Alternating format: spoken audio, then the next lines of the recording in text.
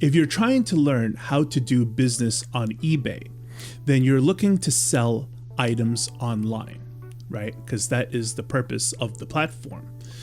However, if you're doing this by researching videos off of YouTube, like right now, you'll most likely have come across a lot of eBay reseller advice, right? There's a lot of big channels out there pushing the idea of reselling on eBay, whether it's from, I don't know, thrifting, flipping, something like that. But have you ever thought to yourself, you know, if he's doing so well of this, right? Why are you just giving this advice away, right? If his business is so lucrative, then why are you telling everyone? Because if you had asked me, okay, about 10 or 15 years ago to share my playbook online with other people, I would have the same reaction. I would be like, why? Why would I do that? I'm doing very well for myself. Why would I just put my own, you know, secrets out there? Because I would just be creating more competition for myself, wouldn't I? That would be counterproductive, wouldn't it? So it kind of makes you wonder, why are they doing this, right? Unless that is the product. They are doing the business right now. And what I mean by that is perhaps selling you on reselling is exactly what the business model actually is, all right?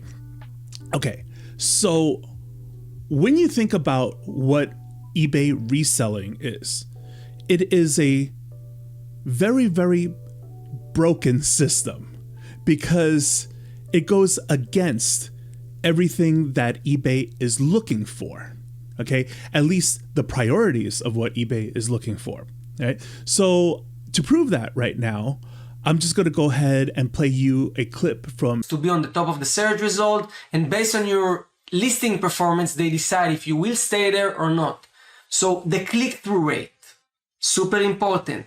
The conversion rate from page views to purchases and your sales history. These three things will impact the ranking of your product from the moment you list it and what will happen 1 day later, 1 week later. Okay, so now that you know that it's looking for conversion rates and seller history, then I ask you this, right?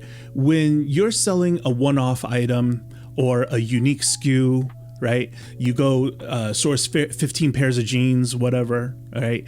And every single one of your SKUs, you just have one copy of, and then you're just selling one, right? Where is the sales history? Where is the conversion rate data? Where is the metadata?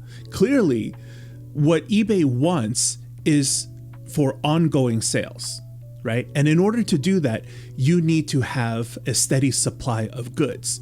But they're telling you to go out and thrift stuff from, I don't know, Goodwill, the Salvation Army, those kind of places. And then what happens is that now you understand that if you were to do this business model, it goes against the tide of what eBay is looking for. So what is going on here? What really separates a regular business from a reseller business is equity, all right? And what does that entail when it comes to doing business on eBay? Well, you have to be able to retain the success that you created. Think of it this way, right? Imagine putting up a website, and every single time you sell something on this website, now you have to take down the website and then put up a brand new website just because you want to sell one item. That kind of makes no sense, right? But that's exactly what's happening. That's what you guys are doing. That's what they're telling you to do, right? And it's like this. When you sign up for eBay, you're just going to sign up for an account once. You're not going to sign up for 20 accounts. That doesn't make any sense. So every single time you put up a listing, you sell that listing and now it's gone. That's it. But you're supposed to have more goods to replenish so that you can retain that listing and then over time refine the listing, right? You're supposed to keep upgrading, maybe a better title, keep on working on your description, improve the photos, right? And then, maybe improve the item over time, but always retain that listing, okay? eBay, Cassini, any professional will tell you don't take down the listing, but you're put into a business model where the nature of the business model is you sell off the listing and then that's it. It's gone. It's history. So what is the equity actually? Equity is the groundwork that you put in. So every single time you go source an item and you put all your time and energy into researching items. What should I get? This looks like a good item. Okay, I'm going to try this thing. I bring it back. I'm going to, clean it up. I'm going to take photos. I'm going to catalog it. I'm going to sort it into inventory. And then, I have the listing up and now I'm waiting for it to sell.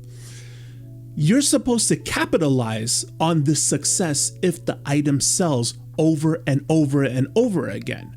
So what's really sending people down the wrong path is the whole idea of the treasure hunt.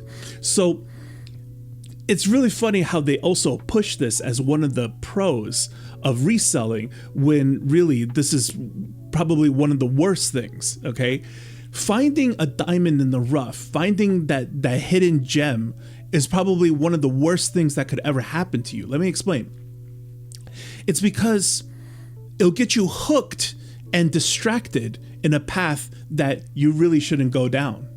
Because look, I'll tell you what success really looks like, all right?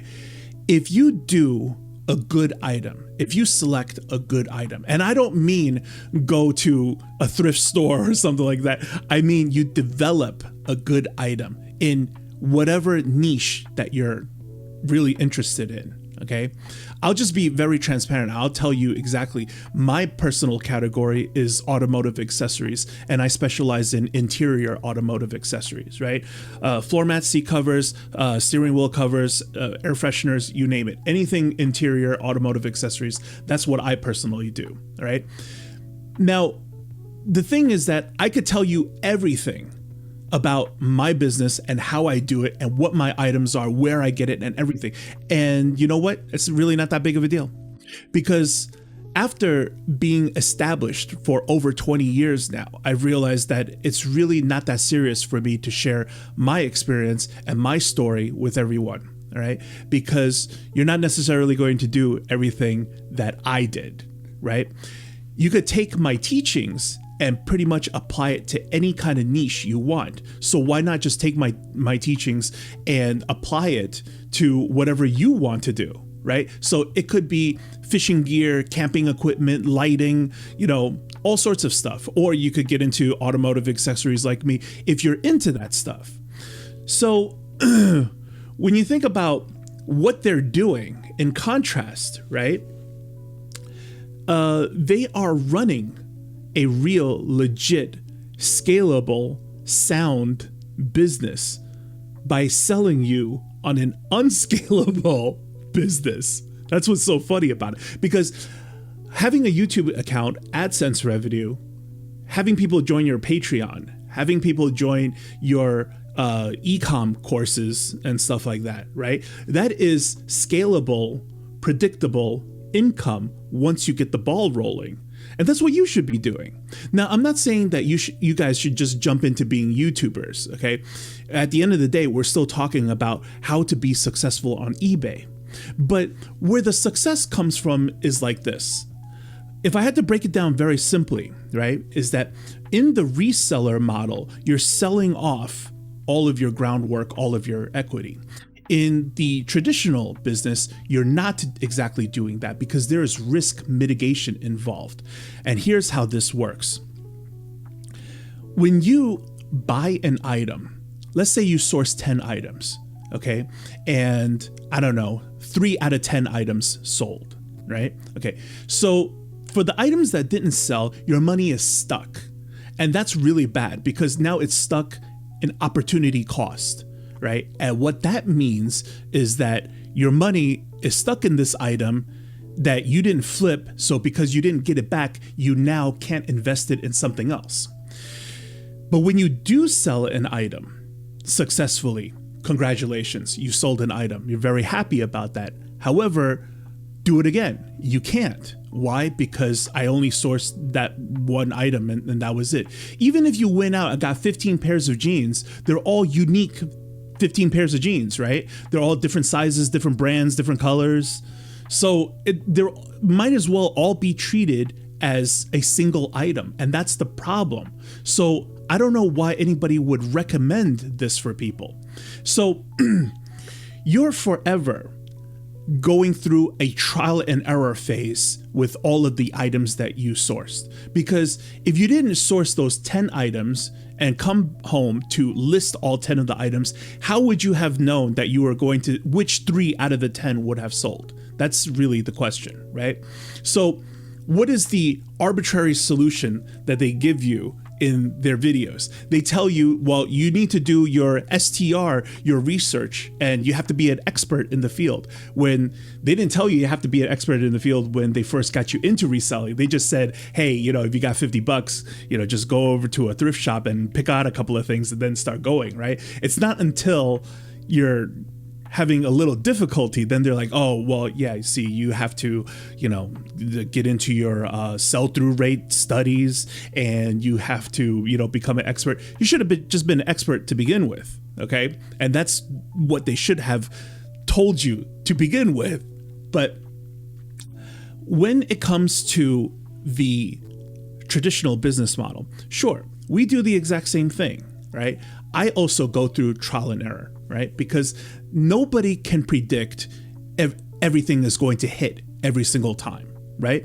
So when they tell you that you have to spend more time on STR and looking at trends and stuff like that, sure, you might go from, I used to average only, 3 out of 10 items would flip when I just randomly source stuff. But now I'm better at picking out things. I follow the be on the lookout lists and stuff. So now I got myself up to being able to flip half of the things that I source.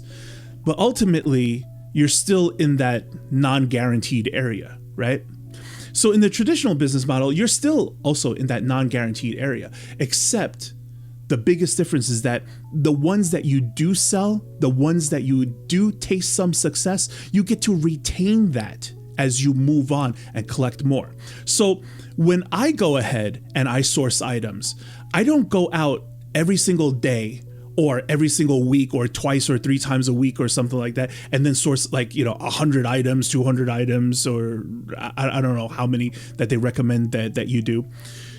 I would spend maybe anywhere between weeks to months on 1 or 2 items. So much of my time and effort and energy is put all the way in the beginning to my studies, right? To deep dive the topic, deep dive the niche, the item itself, because it's free to study up on stuff. So before I spend a dime into anything, I spent a lot of time consideration, right? A lot of consideration of whether I should do this item or how I should alter it or what colors to bring in, how to change the packaging. I have a lot of questions, a whole mental checklist to go through before I'm like, okay, let's give it a chance.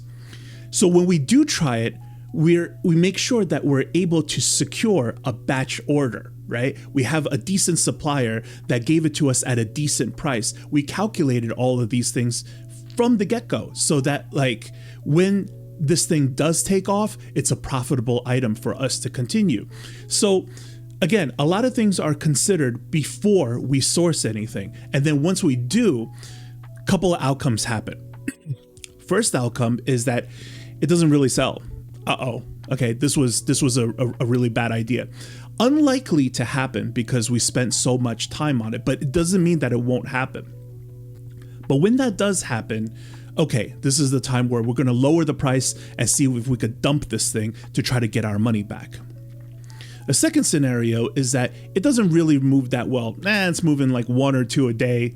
Whatever, it's okay. It's not like we don't have other things to sell. It's not like we're not researching other items on the back burner. It's not like we don't have other things to do. So we'll just leave that there and then let it move slowly, get our money back. And once we get our money back, we're going to try again. So in the first scenario, we're going to lower the price to try to get our money back. And the second one, we'll probably make some money, but it just took too long. in order to warrant reordering it. So the third scenario is really what we're looking for. This item is doing pretty well. It's moving 4, 5, 6, 7 a day. Okay, so now we're going to constantly reorder this item. It's doing pretty good. And in all of this, we're always going to be monitoring the feedback, right? How customers feel about our product. That's in the traditional business. And once an item warrants that you should reorder it, it now moves, right? From that trial and error infancy stages to, okay, this is a core item. This becomes a staple item in our shop now. And as that staple item moves, it can only improve through time, right? Because now my listing that's selling this thing over and over again is collecting metadata, and it's going to move up in the ranks, and the sales can only get better. And that's how eBay is supposed to work. But is that what these eBay reseller gurus are telling you guys? They're not telling you guys to do that. So what is the product? The product is you. You guys, you're the product getting into this stuff. And then ultimately, your subscriptions, your Patreons, your signups and everything. And that's what kind of, is so rich, so ironic about the whole thing, right? Is the idea of running a sustainable business by selling you on an unsustainable business. So what I propose, right, is that on my channel, I got to talk about why is it that I'm willing to share what I'm doing now, okay? And it's as simple as this. As I said before, it's because even if I told you everything that I do, it's unlikely you'll follow 100% of everything that I personally do, okay? Because the business mindset, right? The skills behind what we're doing, okay? What you're supposed to be doing can be applied to every single niche out there. When you think about the nature of telling somebody to go to a yard sale or a thrift shop or a discount store, it naturally pigeonholes them into two categories, right? The first category being clothing, whether it's shoes, hats, pants, shirts, and other accessories. It's all clothing. The second one is called physical media, okay? And physical media is a lot bigger than you think, right? It's books, DVDs, CDs, video games, board games, toys, stuff like that. And then the occasional small electronic, all right? That would be like a third category. But essentially, when you think about it, that's all everybody's doing in this eBay reseller thing, all right? Go ahead and, jump around on YouTube, right? And then put in, anything to do with eBay, reselling on eBay, selling on eBay, how to do eBay, whatever. And then you'll see all of these gurus, and you'll see a lot of people. And when they show their items, especially when they go through their what's sold this week videos and stuff, you'll see these items in rotation. So it looks like there's a certain variety, but actually there's no variety. Now, the biggest issue about these particular categories is because these categories only require a surface level understanding, just a little bit more than a surface level understanding, right? Everybody wears clothing, so everybody thinks they know clothes, right? Everybody's played video games, read a book, listened to a CD, watched the DVD, so everybody thinks they know a little bit about media as well. And what happens is that, number one, you got these eBay reseller gurus, right, pigeonholing everybody into this category. And then you have people who are naturally also in this category. So, of course, everybody's complaint about this in the comment section, especially on this channel, is the same thing. It's incredibly congested. And it's not even just in my comment section. It's also in a lot of the other videos out there from independent sellers with smaller channels who are talking about, I don't want to do this anymore because it's really difficult. It's really congested. Okay, so two things. Number one, everybody's who follows this reseller thing is essentially going to be within the same couple of categories. So of course, you guys are going to be fighting for scraps among each other. The other issue is that when you do this eBay reselling, you're constantly selling off any type of success that you kind of sort of made, right? So every time you just ignited a spark, right? Like I was able to flip this one item. That's it. It's done. So you never know if you could have sold more if you had more, or if you just had the item at the right time, right place, and it was a fluke sale. You will never know. So when I teach people exactly what traditional business is, you could apply it to whatever your niche is. And your niche is basically based on whatever you like to do. It's whatever you know, whatever you want to do, whatever you have a passion in, whatever your hobby is. Pick something, pick anything that you like, and you will be able to carve out a lucrative lane for yourself, okay? If you follow a regular traditional business method, because it has actual risk mitigation. There's an actual scalable plan to it, right? And that in turn is actually better for the market. It's better for everybody because it makes every one of you guys who follow what my teachings are will start to do your own items, right? You're not going to be colliding. It's not going to be bumper cars all amongst each other, right? You're going to go into your own separate niches, and that's going to be good innovation for the market. That's good for everyone. That's good for society. It's just good for everyone in whole. And that's why I don't mind sharing exactly what I do, because, everybody's going to improve from it. And honestly, my business is not going to be threatened whatsoever, even if I told you everything about my business. It's, you have to be into auto accessories. You have to be really into, my particular niche in order to do it. Just like if anybody out there, right, is into doing, I don't know, scented candles or soap or kitchenware or something like that, like I have to be really into that, or I'm not going to be, it's not going to last long for me, right? Because I'm not going to want to continue and innovate in that field because I'm just not interested in that topic. You see what I'm saying? Okay, so here's what I'm going to do. Here's the direction of the channel that I really wanted to share with you guys, okay? So essentially, in this field, right, selling you on the advice of reselling is the product, okay? And previously, on this channel, I used to review products all the time, and I was very good at that. So if one thing that I understand very, very well, right, is e-commerce, how to sell stuff online. So with all the advice out there, right, one by one, I will do videos where I literally plan to review the advice that's being given out there, okay? I know some people might not be too happy about seeing some of their heroes or whoever they're fans of or whatever get critiqued on stuff, but I truly believe that doing business is about making good choices and bad choices, and you need to know both. You have to get the yin and the yang at the same time, right? We can't just constantly focus on what to do without also showing you what to avoid and what not to do. And honestly, right now, the problem is that I would say nearly 100%, nearly, right, is all about eBay reselling in YouTube right now. It's that and then a little bit of drop shipping.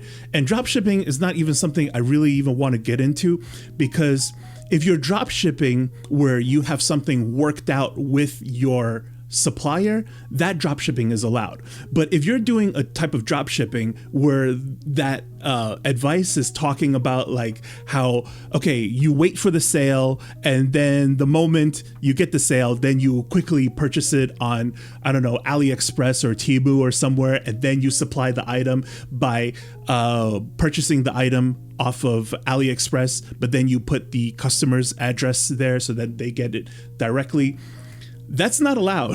Okay, so you could get in a lot of trouble with that, as well as there's actually even some eBayers out there who've been banned from doing the reselling thing, right? Because a lot of name brands out there, right, Patagonia and Nike or whatever, they don't like you reselling their items. Okay, so once they find out you're doing this, they will ban you from their stores, or you're going to get like some kind of Vero rights, strike on your account and stuff. So they're not good paths, just put it that way. All right, so I just wanted to put out this video and let you guys know that is the path of this channel. Okay, I will at the same time release a 3-part video on exactly what entails doing business on eBay.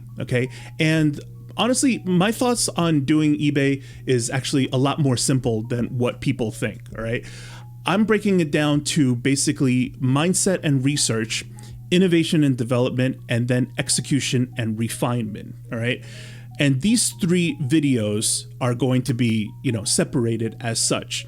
And basically, I don't believe that eBay 101 should be about how to sign up for eBay.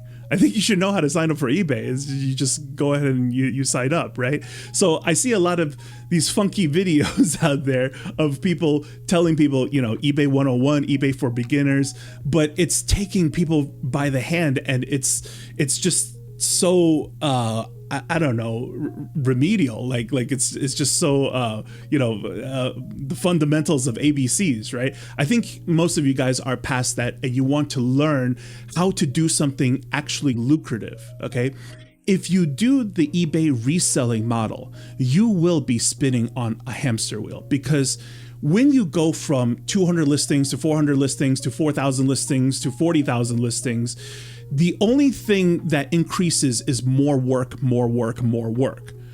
As you get more successful, as you become more lucrative, as you build a better, bigger, better business, you should have more time for yourself. You should be making more money, and you should have a lot more freedom. Okay, so you have to be very wary of a lot of videos out there that talk a big game, right, with like certain numbers and stuff. Like for example, right, you'll notice that there's a lot of videos out there that talk about the numbers, that I got 400,000, 100,000, got 50, how I went from 50,000 in a week, et cetera, all these things, right? And the only question you should be asking is, you mean net profit or gross sales? Because whenever I start researching any video out there, it's always gross sales, right? And if we're being completely honest, you don't have to make any money to make $50,000 in gross sales. Okay, it could have cost you $50,000 to make that $50,000. Like gross sales doesn't mean anything. You could break even in gross sales. There are plenty of companies out there who are losing money, and it could show you a lot of gross sales. Okay, net profit is very, very important, and I've caught many videos, misinforming people exactly of what their net profit is. For example, they'll say, okay, I bought this item for let's say $10, right? And then we sold it for $17. So I made $7, right? And then $10 was my cost, right? So I made 70% net profit, right? But then I had to pay other expenses and whatever, so I only made $5. Dude, that's what net profit means after all the expenses. So you don't say net profit and then you see what I'm saying? So this is the stuff that I caught out there, right? That goes to show that this guy, I don't know, either he's being disingenuous or he doesn't really know what he's talking about, because that's not how you communicate the numbers to other people, right? That's super misleading. A lot of stuff gets glossed over, oversimplifications, and what I want to do is, review the advice and give you guys the big picture, right? Give you guys the full picture of what's going on. So I encourage you guys to, go ahead and, leave comments and let others know to be honest, how reselling is going for you, the truth, right? And if you're on the fence about any advice that you hear out there, go ahead and shoot me the link or leave me an email or whatever. I'll be sure to review that and then we'll go over it together. Okay. So until next time, guys, I'll be dropping more videos like this. Hope you guys enjoy. See you next time.